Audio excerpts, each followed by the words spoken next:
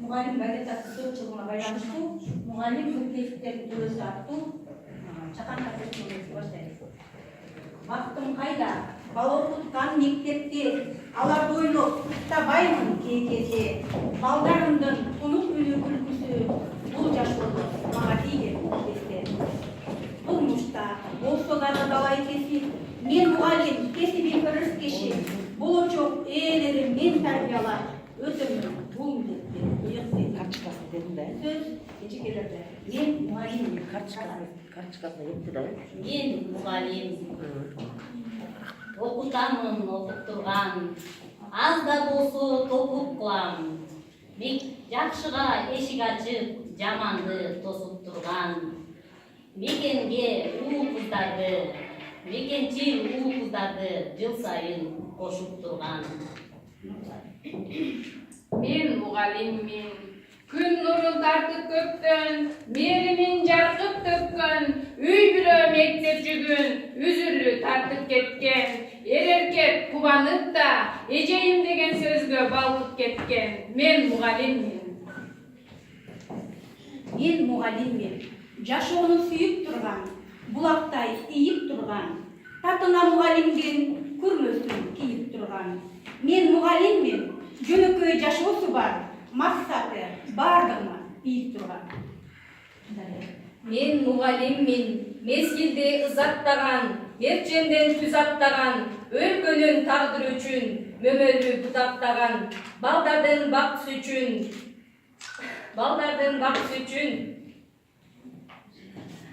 Мулу бата болгон, кайтарган ката жолдон, келечек күндү ойлоп, кейиген капа болгон, мээримин аябастан, мектепте окуучуга апа да ата болгон.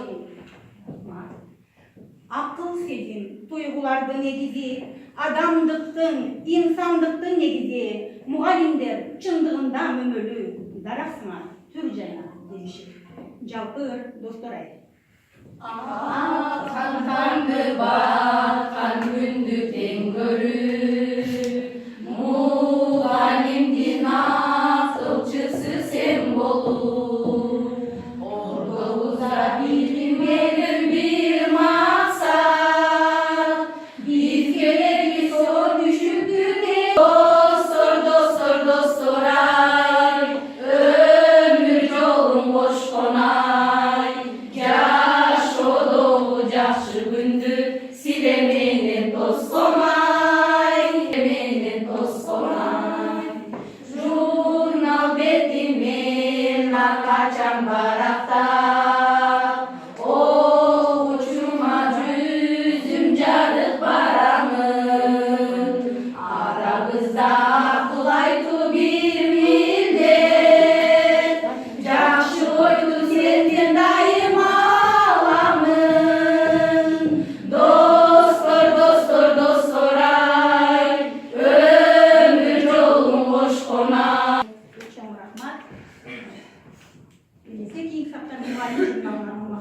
Сандарынан окуп чындык акыйкат, халтурага бөгөт койгон кадатты. Muğalimдер журналы бул, muğalim ыйман адеп, нармасын кадатты. Салым кошуп сапатына билимдин кызмат кылып келе жатам белсенип, muğalimдин ордун алып колунан жеңилдерин жерден алат энкей. Тез өтүп жаткан ушул заманда журнал керек эл ишине жараган, muğalimдин карап чыган сандарын оор суроого жооп издеп табарда. Билим, тарбиянын насааты, тартуулаган ыкма усул башатты. Жан дүйнөсүн muğalimдин дарылап, Муындардын bir kançaсын yarattı. Татыган. Senden alıp mani mazmun kabardı. Pedagogtun beyli sezim ağardı. Karapayın mugalimler jurtuna jandırasın bilim degen fanardı. Mugalimdi kutçaçıragan ırыс deyli, kubalagan kuuluk şumduk aramdı. Tattуулуктун min bir türküm kengdigin, sen mugalim arындай бер kadamdı. Бұл журнал мұқтаж емес мақтауға, оқуым жоқ, жылу пікір айтпауға, жалпы ішке зор салымын қошуда, ошондуктан табит бағалап батпауға. Шағылдырған мұғалимдин жөндөмүн, шағылдырған ылдыйды да өйдөнү, дағы жада бер мұғалим тең бөлшүп, мұғалимдин көйлөйүн тамашалуу мұғалимдин көйлөйүн. Жүрөт, мектепте жүрөт, акен бекер иштейби деп абысындар күлөт. Мен консом жүрөм, күнүгө жүдөп, үй шыпырам, мал кайгарам, барын бүтүрөм. Мен кайда жүрөм, мектепте жүрөм. Балдар күлсө алар менен мен кошо күлөм. Ишенчи жаным, түшүнчү жаным. Мен мектепте окуучуну балдарды сүйөм. Мели чыдайын, эптеп турайын, тойдон кагаз келген эле эмне кылайын. Кийимим да жок, кийитим да жок, 20 миңге жабагыны кимден сурайсың? Банкка барабыз, кредит алабыз. Кийимиңди, кийитиңди баарын табабыз. Акчаны алып, базарга барып, 20 миңге жабагыны дагы алабыз. Банкка барайык, кредит алайык, эртең эле банк келеди кайдан табасың? Мели барайык, кредит алайык, кредитиңди төлгөрүңдө кайдан табасың? Анпечи жаным, ишенчи жаным. Айлыктарды жогол жактан көтөрүп жатат. Көбөйөт айлык, көбөйөт байлык. Кредитти да тойлорду да баарын жабабыз. Мели чыдайын, эптеп турайын, мугалимге 20 миңден берсин улайым. Мели чыдайык, эптеп турайык, мугалимге 20 миңден берсин Кудайым. Мугалимге 20 миңден берсин Кудайым.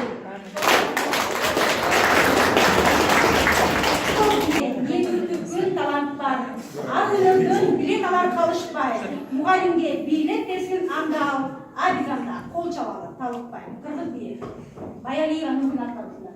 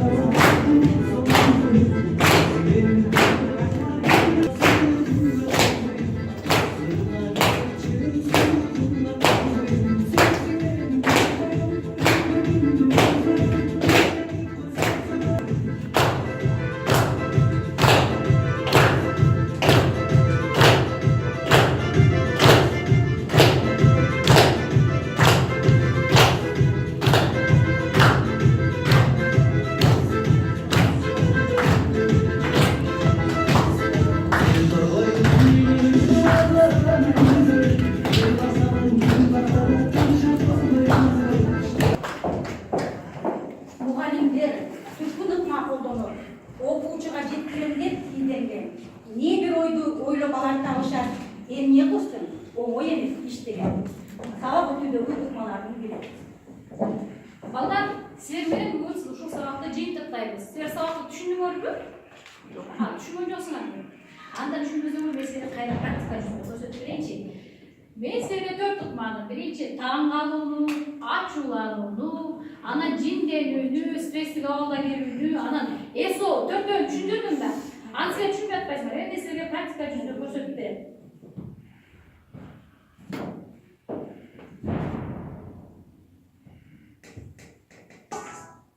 Алло, саламатсызбы? Бул Мугалим газетасынын редакциясы болду экен журналдын. Кайсы мугалим? Бул таңгал. Азаматта түшүнүп көрбөйбү? Түшүндүрө бар, анда кийин карайсыздар. Азыр мен силерге ачуу бар. Муну көрсөтүп берем балдар.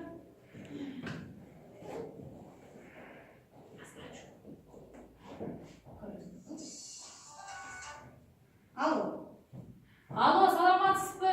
Бул Мугалим журналынын редакциясы болду экен. Кайдагы мугалим журналы? Эмне отурсуз? Кайра чал. Бул ачуулануу балдар. Түшүнүп көрбөйбү? Ой, азаматтар, кийин силер. Рейстик абалга келип көрсөтүп берем балдар. Алло, саламатсызбы? Саламат. Бул Мугалим журналынын редакциясы болду экен. Кандай эмеске түшүндүгүм? Акмага келсең го кайра чала бересиң. Чалбарла мага. Жинденди балдар, түшүнбөйбү? Жинденди бул жинденди. Азыр эми мен силерге эсоогун көрсөтөм. Түшүндүңөр да, жинденди көчөт жүрсөңүз, эми эсоо.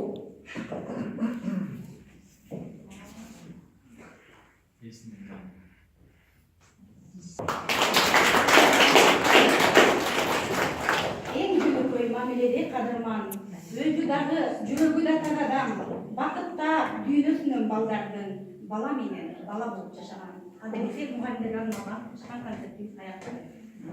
Улуттук университетинин педагогикалык факультетинин деканы, педагогика илимдеринин кандидаты жана Мугалим журналынын редактору Сулаймановага катышкан. Март айынан тартып массалык маалымат каражаттарын катарын толуктады. 2015 жылдын август айында ал Адилет министрлигинен кайрадан каттоодон өтүп, өз алдынча эркин басылмага айланды. Жаңыдан тепчигип, бутуна тура баштаган агартуу журтчулугуна кеңешчи, коргоочу болчу журналдын негизги максаты өлкөбүздөгү 2200дөн ашык мектепте эмгектенип жаткан 75 миңдей мугалимге билим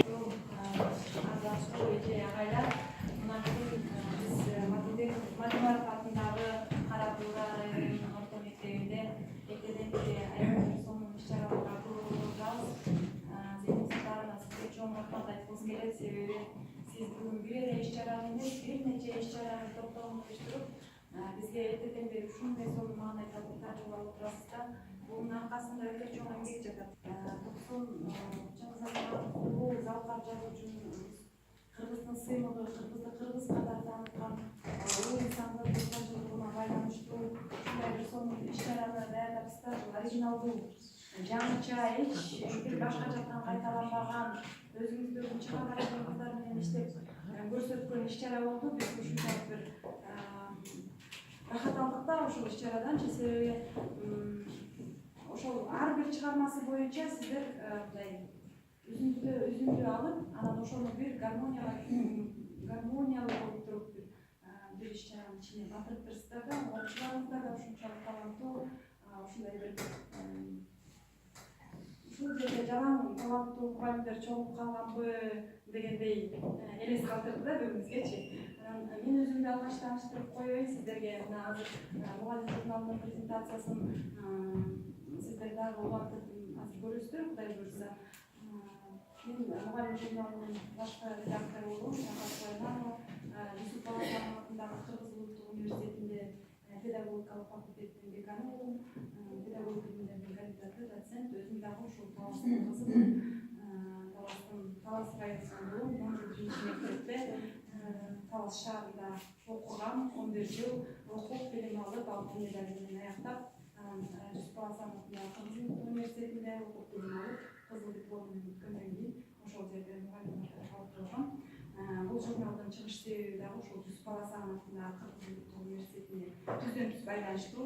Өзүңүздөр видеонун башында көрдүңүздөр, ошол 11-нчи жылы юстиция министрлигинен катталып, 14-нчи жылдан баштап чыга баштаган. Быйыл 4 жыл болду, биз 4 жылдын март айынын 27-синде белгиледик.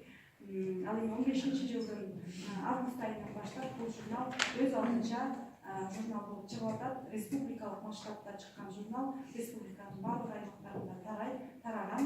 Анан почта түйүндөрү аркылуу таратылат. Сиздер ар бириңиздер жазылып ошол почта аркылуу алсаңыздар да болот, өзүбүздөн да алсаңыздар болот да. Эми мугалим журналдын чыгыш себеби дагы ошол мугалимдерге байланыштуу. Мугалимдинге бир жардамчы, мугалимге методикалык көмөк көрсөтүүчү, мугалимдин аброюн көтөрүүчү, мугалимдин зоболосун көтөрүүчү, мугалимге кеңешчи болуучу, колдоочу болуучу, иши кылып мугалимдин колуна кол, мурдуна бук болуучу бир басылма жок экен да Кыргызстандачы. Бизде Кыргыз Республикасы боюнча билим берүүгө арналган бир гана гезитибиз бар, бул Кут билим. Мындан тышкары атайын түстүү бир дагы журнал буга чейин чыккан эмес экен. Эмне үчүн түстүү чыгардык? Себеби түстүү журналдарда глянцевый журнал деп айтып коюп көрөсүздөр, жетилген жана башка журналдар бар эми. Ал журналдарда жалаң бизнесмендер, саясатчылар, шоу дүйнөсүнүн адамдары гана чыгып, анан жылдыз болуп эле дайыма жанып турушат. Кыргызстанда кайсыл нерсе болбосун ошол бир 40тан ашык, 40 тегерегинде ырчы, 40 тегерегинде саясатчы бизнесмендер улам чыгып, жаңыланып, алардын үй бүлөсүндө эмне болуп атат, ажырашып атабы, жарашып атабы, балалуу болуп атабы, үйлөнүп атабы, ушул сыяктуу эле нерселерди чыгара беришет.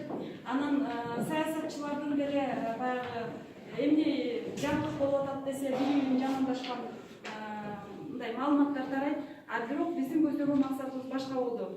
Биз ошол мугалимди жылдыз катары алып чыгуу. Себеби падышаны дагы, президентти дагы, депутатты дагы, министрди дагы, космонавтты дагы ошол деңгээлине жеткирген бул устат да, мугалим да. Анан эмне үчүн мугалим жөн эле бир гезиттин бетинде гана чыгууга акысы бар?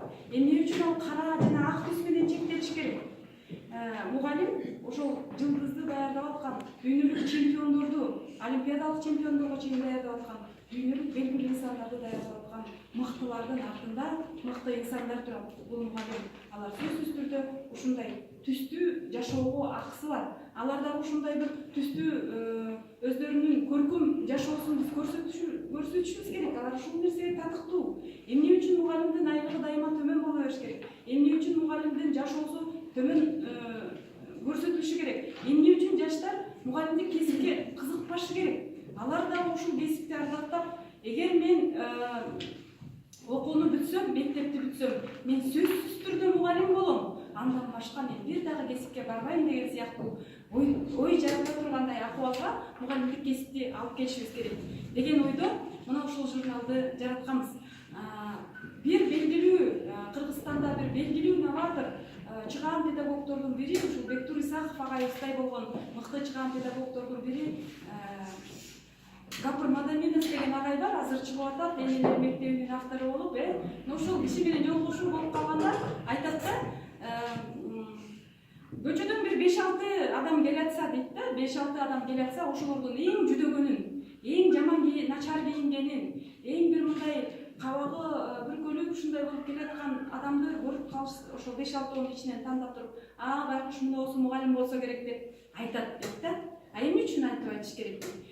Антип жок, андай болбош керек. Ошол адамдар келатса, ошолордун арасынан эң көрүнүктүүсүн, ошолордун эң жакшынакайын, эң жаркылдап турганын көрсөтүшүбүз керек деп атат да. Мына ушул мугалим депчи. Демек, мугалимдик кесипти биз өзүбүз ушул мугалимдик кесиптин аброюн, жолбосун көтөрбөсөк, бизге өзүбүздүн кабагыбызды өзүбүз чытып, өзүбүздүн көңүлүбүздү өзүбүз түшүрө берсек, бул жакшылыкка алып барбайт. Анткени биздин артыбызда келечек турат. Биз келечек мугалимдарды даярдап атабыз. Ошон үчүн мугалим дагы сыйга, мугалим урмат сыйга, мугалим жакшы жашоого, мугалим бир жаркын жашоого татыктуу деген ой менен дагы ошол журналды чыгарганбыз. Бир адам күнгө барат экен да, күнгө барып сурайт экен. Күн, сен деген көлөкө жерди көрдүң беле депчи? Ошончо караңгы жерди көрдүң беле деп сураса, ал айтат экен, жок, мен эч качан караңгы жерди көргөн эмесмин депчи. Ошончо жүрчү, мен сага көрсөтөм. Ошол караңгы жерде, ушул жерге эч качан мындай жарык болгон эмес, мен ошол жерге алып барып сени көрсөтөйүн депчи. Анан бир жер төрөлгө алып барат экен да, жер төрөлгө алып барып, оозун ачып, жүр эми кир десе эле, ичин караса жапжарк болуп калган дейт да. Анан күн сурайт экен, кана сенин караңгы жериң депчи. ошентсе ушул жерге эч качан жарык болгон эмес, кандайча жарык болуп калды деп таң калат экен да. Көрсө ал күн да. Демек, мугалим да күн сыяктуу экен да. Мугалим да ошол окуучуга кирип келгенде, класска киргенде ошол күн сыяктуу чачырап кирет экен. Бекеринен айтылбаган да, мугалим күндөй тийсе чачырап, окуучусу гүл сыяктуу ачылат депчи. Демек, сиздер ушул күн сыяктуу чачыраган өзүңүздөрдүн нуруңуздарды баардык окуучуларга бирдей тийгизген улуу инсандарсыздар да. Ошон үчүн Македонский өзүнүн армиясын бир айылдан алып баратканда дайыма аларды тынч алып өтчү экен. Анан аскеринен бирөө сурайт экен да, улуу кол башчы, сиз эмне үчүн дайыма ушул айылдын жанынан өтүп баратканда бизди дайыма тынчтандырып өткөрөсүз деп ошентсе, бул жерде менин устатымдын сөөгү коюлган. Ошон үчүн силер анын сөөгүн да тынчын албашыңар керек деп айтат да. Демек, устатка болгон сыйырмат мына ушундай болуш керек экен деп айткыбыз келет. Анан дагы бир айта турган япон даанышмандыгы бар да, алар айтат экен, мугалимден 3 кадам артта бас депчи. Абайла, сен анын бөлөкчөсүн эле болушуң мүмкүн деп. Мугалимге болгон сыйырмат ушунча күчтүү болуп эсептелинет экен да. Ошон үчүн биз мугалимдер өзүбүздүн түшүктүү эмгегибизди өзүбүз эми мугалимден башка бир дагы кесипте күнү-түнү иштеген адамдар кесип эмгеги жок да. Мугалим эртең менен кечке чейин балдар менен иштесе, кечинде барып үй бүлөсү менен алектенип, анан түнү менен кайра сабак окуп, сабакка даярданып, беттер текшерип дегендей ушундай иш менен алектенет экен. Мугалимдин түшүгү абдан түмөн. Ошон үчүн улуу чыгыш даанышманы Улукбек мындай деп айтат экен да, адамзат 3 нерсеге: жашоо берген күнгө, жарык берген күнгө, жашоо берген энеге жана билим тарбия берген мугалимге карыз депчи. Ошон үчүн сиздердин алдыңыздарда мына бүгүн жакшынакай иш-чараны уюштуруп, Зейнеп Сатанова өзүнүн Мадумаров атындагы орто мектебинде окуучулары менен, мугалимдери менен биргеликте ушундай бир сонун күндү бизге тартуулап, майрам кылып, мындай бир мугалимдердин демине дем кошуп, ошолордун бир жан дүйнөсүн ого бетер жаркын кылып, жакшы бийлик тартуулаганыңызга сизге дагы бир ыраазычылык. Сиздер даярдап жаткан окуучулар мына бүгүн биз көрдүк. Ушул мектепте келечекте чыгаан кыргыздын мыкты инсандарды тарбиялап чыгаарына эч кандай күмөн жок. Жанагы Бекимайдын ролун аткарып аткан Толгонай жанагы милицейский академияга барат деген кызыңыздын аткаргандары, деги ар бир Сармерденде аткарып жаткан кичинекей жаш окуучулар, ал эми жаш бөлөктөрүбүз бала бакчадагы сиздердин даярдап жаткан. Булардын баардыгында даярдык сонун экен да. Жанагы ааламга кеткен жол айылдан башталат демекчи, мына ушул айылда дагы эң бир сонун иштер жасалып жатыптыр. Албетте бул мугалимдердин эмгеги деп айткыбыз келет. Анан ушул жерде отурган коноктор, сиздердин дагы мына ушул иш-чарага абдан маани берип келгениңиздерге биз дагы ыраазы болуп отурабыз. Мына ушул жерде биздин агайыбыз айылдын ошол класстын канат башчысы деп атасыздар, абдан жакшы иштерди уюштуруп, ата-энелер менен биргеликте, айыл өкмөтү менен биргеликте, айыл башчылыгы менен биргеликте, районунун өкүлдөрү, районунун башчылыгы менен биргеликте ушундай бир сонун иштерди жасап жатыптырсыздар. Кара Буура районунда мыкты жаштар даярдалып жатканында эч күмөн жок. Сиздерге ыраазычылыгыбызды билдиребиз. Мугалим тууралуу 4 сапты айтпай кетсем болбойт. Мугалим жаркын өмүр эң бир кымбат, алдыга ак жол тилейт чебер кылдат, билимдин, акыл эстин саяпкери, сиздерге миң мертебе алкыш кымбат деп айткым келет.